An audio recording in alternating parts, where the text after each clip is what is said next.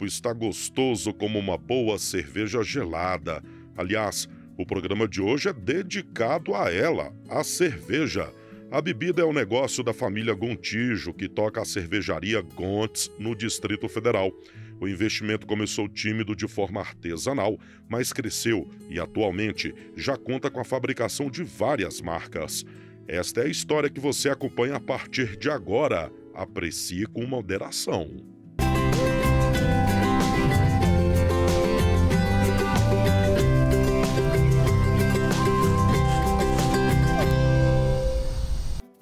Olá, começa agora o programa que mostra os desafios que é montar um negócio rural.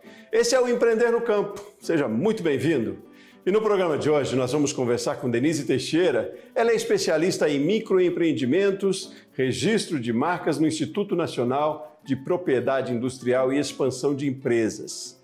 Mas antes do nosso bate-papo, nós vamos conferir a história da cervejaria Gontes, um empreendimento localizado na área rural aqui do Distrito Federal. Vamos ver.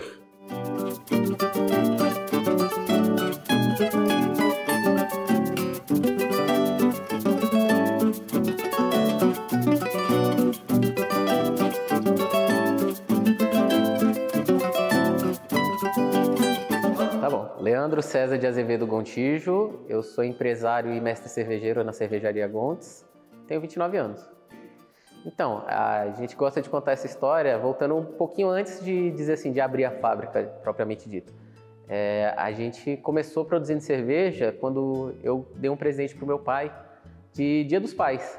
Porque a gente começou a entrar nessa área de cerveja especial, conhecendo e bebendo e degustando, aprendendo a diferença de estar numa área de cervejaria artesanal, especial. E aí o meu pai sempre teve esse gosto de fazer as coisas que ele gosta, né? Verificar assim, ele gosta de fazer quase tudo que ele trabalha, que ele mexe, que ele consome, ele gosta de fazer. Então a gente deu um kit de cerveja artesanal. Eu e ele começamos a trabalhar ali, em cima disso aí, como um hobby, e a gente verificou que, por muito tempo, a gente não estava conseguindo mais consumir a bebida que a gente estava fabricando. A gente produzia, vinha amigo, às vezes clientes, teve gente que a gente não conhecia de onde era, mas era indicação do amigo que chegou e acabava pedindo, e a gente estava ficando sem cerveja. Então a gente falou, olha, algum sinal bom tem, né? Quer dizer, a gente está fabricando cerveja para consumo próprio, mas não está ficando nenhuma para a gente. Então tem alguma coisa aí que a gente está conseguindo acertar. Então daí a gente começou a investir um pouquinho para entender esse mercado. Vimos o mercado de Brasília, que não era tão quente ainda, era um mercado ainda bem iniciante, pouca gente ainda trabalhando assim forte nele. E fomos conhecer o processo de uma cervejaria, fizemos um curso em Blumenau, fizemos um intensivão lá de 2 semanas. Depois especializamos mais na qualidade da cerveja, fazendo curso de sommelier, tanto eu quanto ele, e conseguimos fazer a abertura da fábrica, aí trazendo esses tipos de conceitos que a gente estava verificando que estavam mais carentes aqui. Uma cerveja muito boa, de qualidade, que a gente consiga atingir vários públicos diferentes, sem ser tão nichada, mas trazendo essa qualidade diferencial aqui que o artesanal tem e poucas pessoas conhecem, mas a gente consegue tentar bater na porta delas com essa diferenciação. O curso era focado em aprender sobre a cerveja, mas não só nesse âmbito de produção, né? Porque tem quem produz e tem quem consome. Quem consome, às vezes, pode ter um pouquinho mais de propriedade nos estilos de cerveja que a gente fala, né? Detecção de sabores. O nosso objetivo, quando foi entrar, foi aprender sobre assim, quais tipos de problema eu posso ter na cerveja, que quando eu beber ela eu vou falar, tem problema tal, problema tal. A gente se enganou achando que seria um curso simples só em cima disso. A gente acabou aprendendo que tem muito mais por trás das cervejarias, por trás de cervejas especiais do que a gente conhecia até. Então aí aprendemos sobre escola cervejeira, sobre tipos de copos, sobre tipos de cerveja, onde faz, o que acrescenta, o que adiciona, o que vai, quem tem qual tipo de política. Então acabamos entrando de vez assim para entender como funcionava o mundo cervejeiro, não só numa escala nacional, até como global. Aí que a gente incorporou muito nos nossos rótulos. Você vai ver que a gente até, quando trabalha aqui na cervejaria, a gente tem exemplos de cervejarias de escolas de todo mundo. Belga, alemã, americana, inglesa.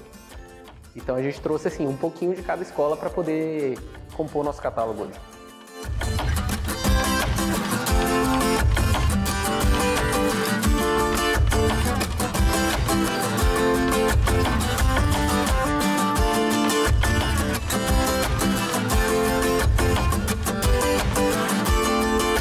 Olá, nome é Roberval Gontijo Durães, eu sou arquiteto de formação e mestre cervejeiro por opção. A gente também faz um bom trabalho aí na área de produção rural. Aqui na fábrica, a gente acabou percebendo que produtos como o nosso, da linha artesanal, que trazem assim, uma qualidade melhor, exigem também um contato mais próximo com o consumidor final.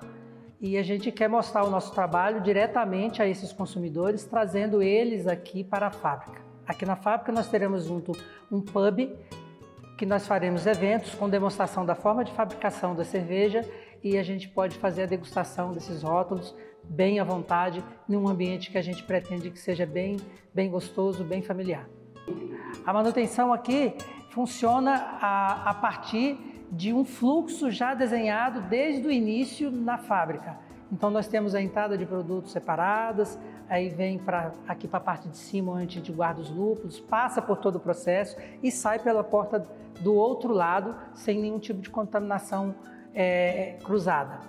Nós temos aqui alguns colaboradores, e esses colaboradores ajudam bastante. Eu sou responsável pela parte de manutenção dos equipamentos, a gente faz isso aliado a um colaborador e aos parceiros que nos fornecem subsídio para isso. Nós fazemos todo tipo de manutenção aqui mesmo dentro da fábrica. Na verdade, curso no Sebrae a gente já fez bastante. A gente já fez curso de gestão, fez curso financeiro, fez curso de alguns de especialização na nossa área, que a gente até pediu, partiu de uma demanda nossa. Algumas viagens que nós fizemos ao exterior para conhecer alguns tipos de cerveja foram feitas e custeadas parcialmente pelo Sebrae, que sempre nos agregou muito ao nosso trabalho. Nós já fizemos para Nuremberg, que é um estado da Alemanha, onde a gente aprendeu muito sobre lúpulos, sobre a forma de conservação desses materiais.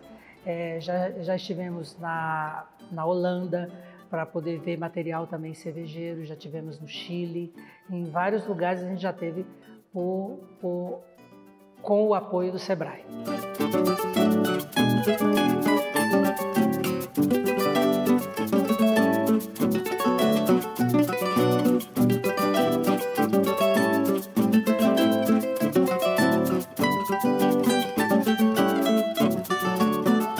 Se você observar, dentro de uma cervejaria é muito maquinário, então assim, a necessidade de mão de obra é um pouco reduzida.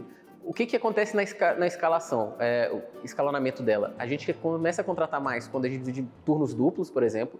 Vamos dizer assim, a cervejaria está num ritmo bacana, eu vou ter um turno da manhã e um turno da noite.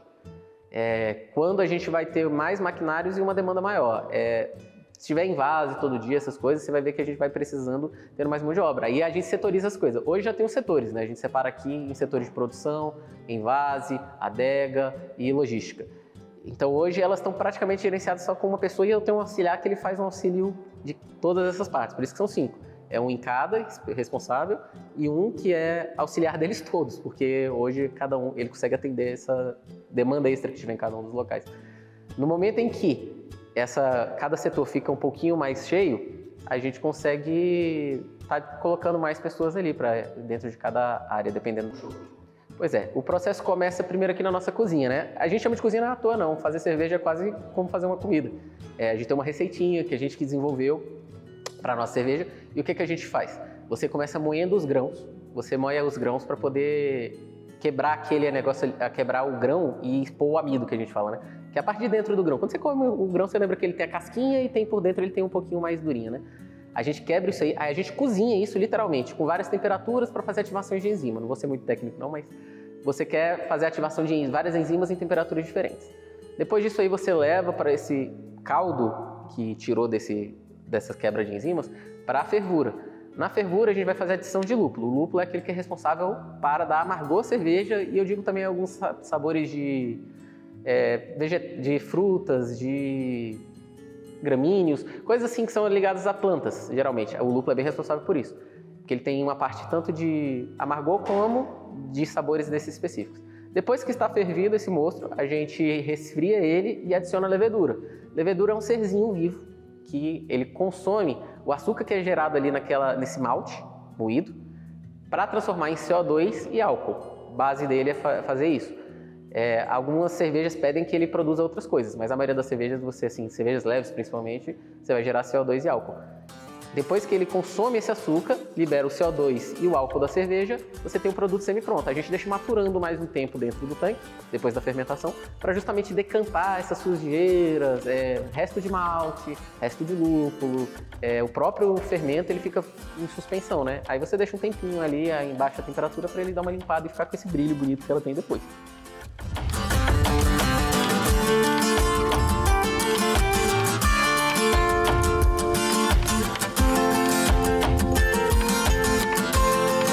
Então, eu fico na parte de execução, manutenção e execução. Eu também gosto muito de participar do fato de fazer a cerveja, né? Então, tem dias que eu assumo essa parte de mestre cervejeiro. Meu filho faz a parte de gestão aqui dentro, a parte de escritório, de contatos, esse tipo de coisa. Minha nora faz a parte financeira e a gente tem alguns colaboradores que fazem a parte de higienização, a parte de fabricação também, a parte de envase. Cada um tem uma função pré-definida aqui com a nossa equipe. Nós temos uma distribuição física na parte de entrada, que tem a parte de recepção de insumos, recepção de retorno das fábricas, dos PDVs, né? Então, quando o barril volta, a gente primeiro higieniza para depois passar para a fábrica. Tem a entrada de insumos que sobe aqui para o andar de cima e depois entra para o processo cervejeiro, tudo numa formação contínua, né? Então, existe uma cadência onde o insumo entra e termina com o chopp pronto ou a cerveja pronta, depois de pasteurizada também. Eu vou te dizer que é muito bom estar trabalhando assim em família, porque agrega bastante conhecimento que tem. Meus pais já têm uma experiência com outra empresa. Meu pai sempre trabalhou com construção, é arquiteto. Ele sempre gostou dessa área, principalmente de indústria. Então, ele teve muito conhecimento na hora de aplicar para cá. Tanto que aqui dentro da indústria, você vai ver que a gente tem um ciclo não cruzado, segue todas as regulamentações do mapa, bem à risca. A gente tem todo um fluxo de giro aqui perfeito para poder encaixar com a entrada e saída dos produtos. Então, assim, trazer esse tipo de experiência com talvez um pouco de motivação que tem de uma força mais jovem que nem a minha, agrega bastante a esse tipo de produto, a esse tipo de empresa. É um tipo de aproximação com a empresa que é bem positivo.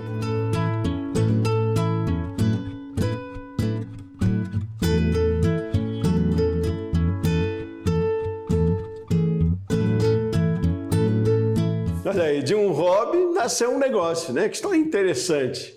Bom, vamos fazer um intervalo rapidinho. Na sequência, a gente conversa então com a Denise Teixeira, que é especialista em microempreendimentos, registro de marcas no INPI e expansão de empresas. A gente volta já já.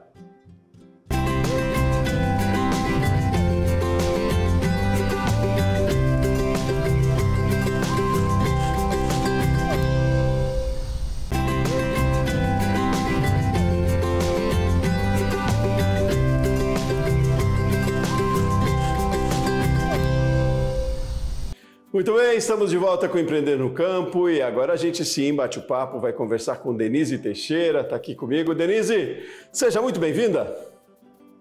Olá, tudo bem? Quero agradecer já de antemão pelo convite de estar aqui compartilhando um pouquinho do meu conhecimento junto com vocês. Ótimo, muito obrigado pela sua disponibilidade aí do seu tempo, de compartilhar conhecimento mesmo. Denise, uma história interessante aí, né? Eles começaram pela preferência de tomar cervejas, ele e o pai dele, essa história que a gente tem hoje da Gontes, e aí depois virou um grande negócio e uma preocupação interessante deles foi com a marca, né? Do sobrenome, eles transformaram numa marca, né? Queria essa leitura sua dessa história, a partir daí, do quanto é importante também se preocupar com isso, né? Com o registro de uma marca.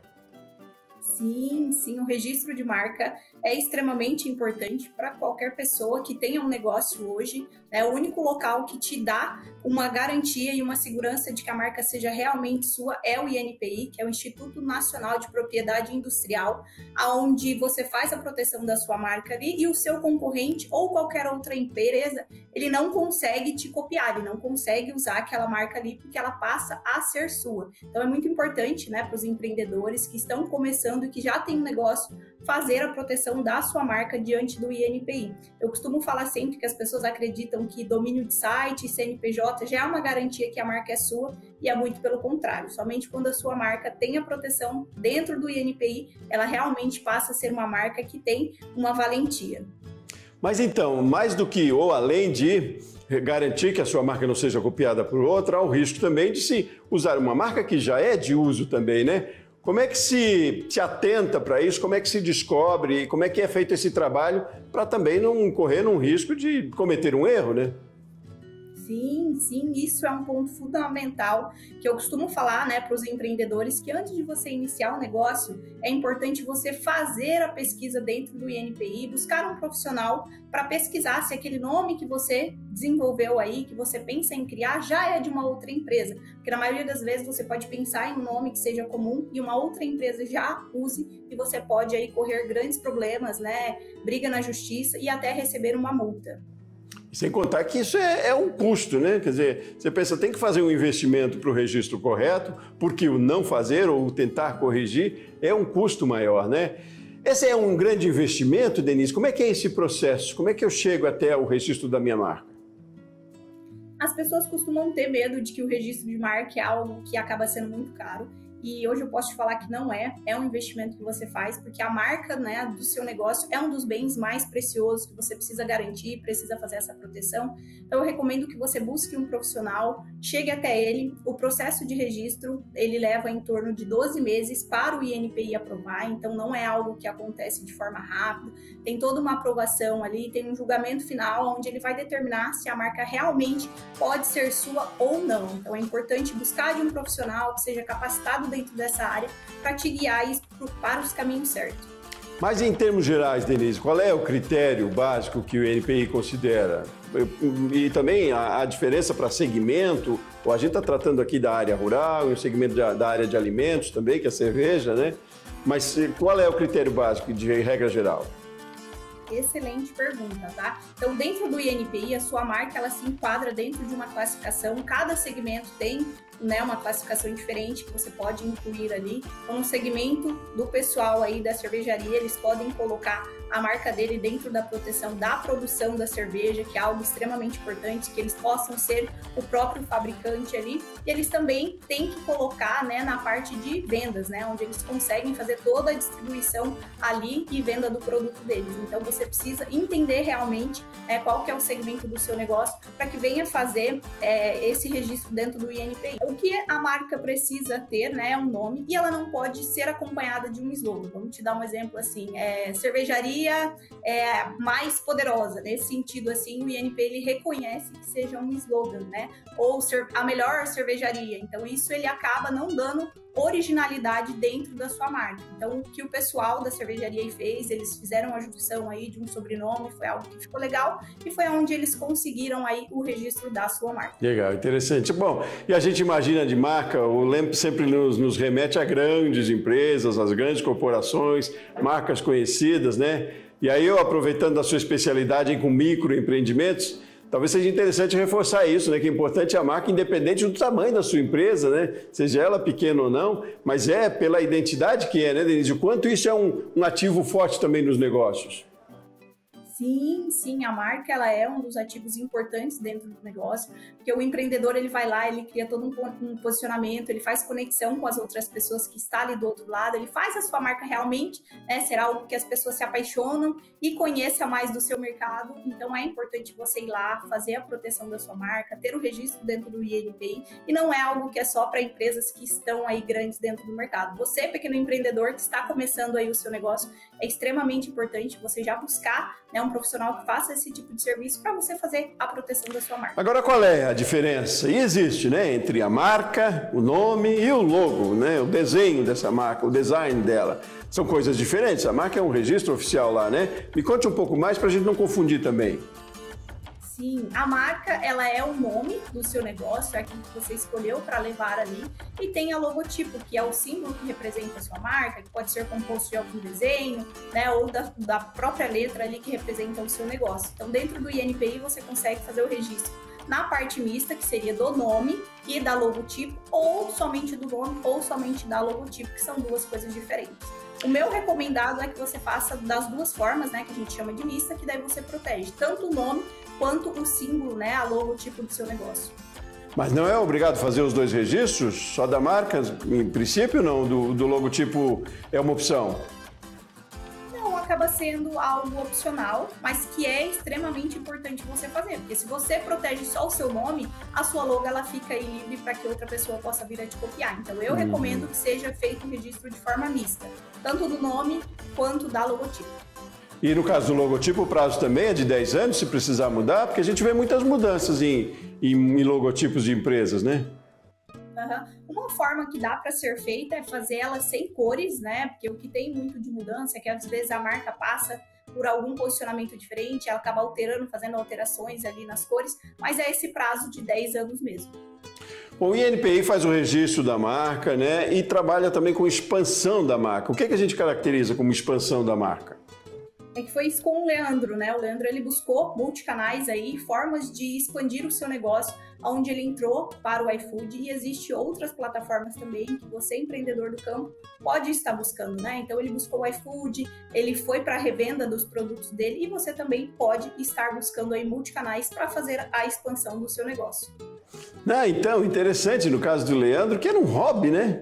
Tomar cerveja é hobby de todos nós também, falar nisso, né? Mas transformar isso no negócio, ter essa visão do negócio, e tinha a história do pai também, que é interessante, né? Ficar atento a essa percepção, né? Mas mesmo o hobby precisa ser oficializado e registrado, né, Denise? Sim, com certeza. Mesmo sendo um hobby, né, é importante fazer aí o registro, a proteção da sua marca. E fica aí até para os outros empreendedores que estão assistindo aqui agora, né, para entender que às vezes o que você faz aí hoje você não cobre, algo que você gosta, você pode transformar aí em um negócio, em uma fonte de renda para você. Então isso é muito importante, você não precisa inventar roda, não precisa ficar buscando algo novo. Às vezes o que você faz hoje já é um meio caminho andado aí para você se tornar um grande empreendedor.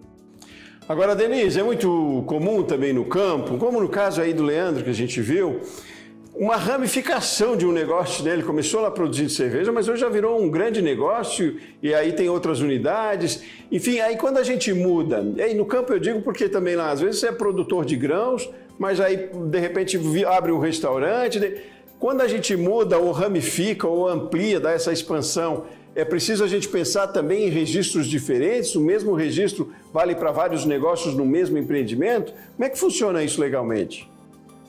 Se o nome da empresa for o mesmo, né, ele só mudar a classificação de operação do serviço dele, a gente consegue sim, né, abrir um novo registro dentro do INPI e colocar em classificações diferentes, né? Então, no segmento de produção, no segmento de vendas, no segmento de revenda, então o INPI ele é bem abrangente nessa parte. Tanto que uma marca ela pode também começar a fornecer consultoria, ele pode criar cursos, né, ensinando a produção da cerveja, e a gente consegue encaixar isso aí todo dentro do registro do INPI. São como se fossem submarcas aí, são classificações dentro de uma marca chapéu. Isso mesmo, exatamente isso. Interessante. E no campo aí a gente tem, como a gente falou lá, mas é interessante ressaltar, olhando a história do Leandro, da Gontes, né? Que é a cervejaria Gontes, Gontijo é o sobrenome deles. Tem aí essa característica bem de aproveitar do potencial da região, né? Isso no campo já é um diferencial, né?